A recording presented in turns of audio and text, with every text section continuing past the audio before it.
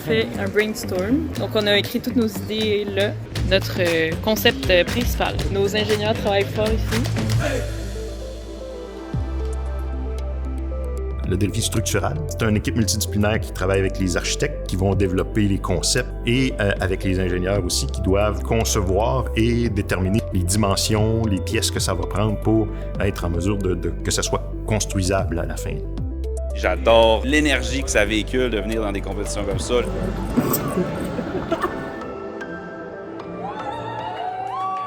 Je suis arrivé ici jeudi soir pour l'annonce du défi. On annonce les équipes et sur quel projet ils vont travailler. Les équipes ont des présentations le jeudi soir.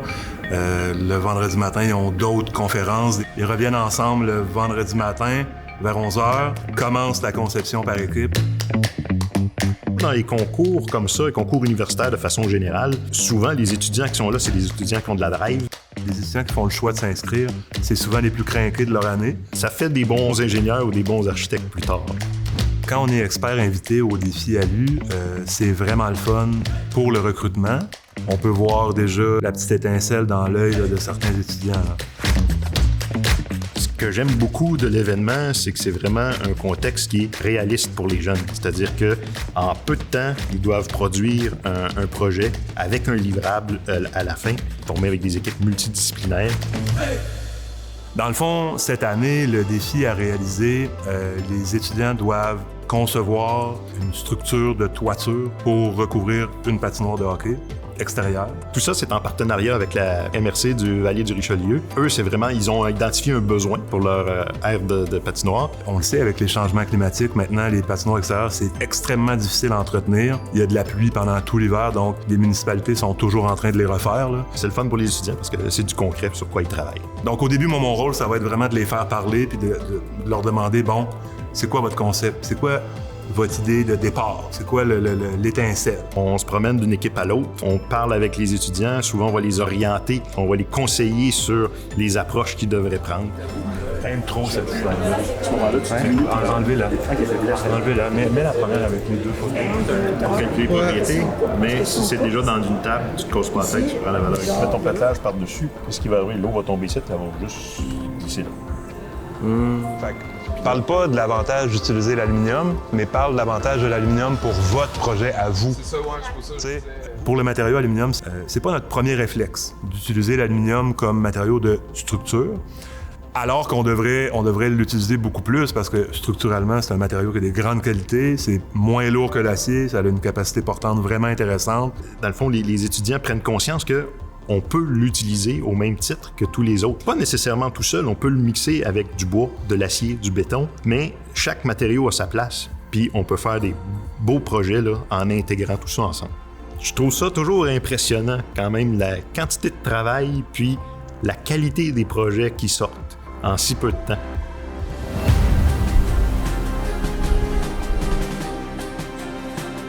On a ici Carlos, il dîne avec sa calculatrice, genre, comme ça.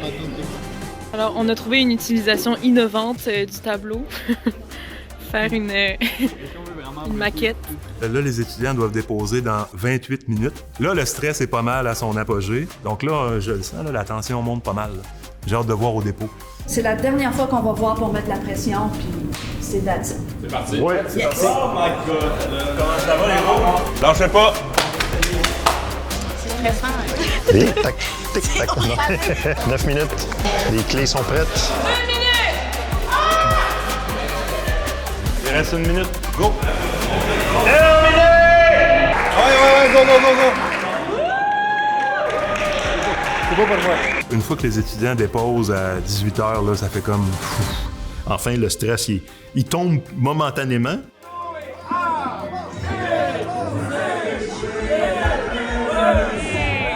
OK, fait que ça, c'est vraiment bon. Ça, c'est du travail d'équipe.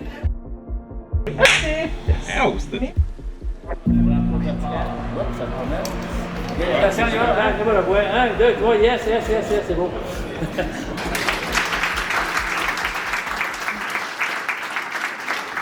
Nous, les experts, on est dans la salle avec les autres équipes. Il y a le jury qui est là un peu plus en avant. Puis moi, ben là, je suis content de les voir avec tout le travail abouti. Donc, même pour les experts, c'est la première fois là, le matin des présentations qu'on va voir leur présentation au complet. Tout le monde est fier, incluant les experts aussi. On est fiers de ce qui a pu être accompli. C'est vraiment beau à voir. Je suis vraiment sincèrement impressionné par l'organisation. C'est vraiment super. Sachez que c'est une expérience enrichissante autant pour vous que pour nous. Et peut-être que d'ici quelques années, vos projets vont voir le jour. Alors au nom de nos grands partenaires, j'ai le plaisir de remettre le premier prix à l'équipe des Verts.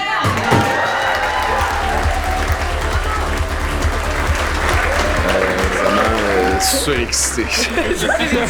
On s'en attendait vraiment pas, là. C'était une belle surprise qui vient conclure une belle journée puis un beau 2 jours avec une bonne équipe, là. Et le partage de connaissances était vraiment enrichissant. Overall, vibe en équipe, c'était vraiment le fun. Pourquoi j'ai voulu me réinscrire? C'est parce que je trouve tellement que ces défis-là, c'est tellement des beaux défis enrichissants dans nos parcours, autant en ingénierie qu'en architecture. Travailler avec des gens comme ça, c'est juste du pur plaisir.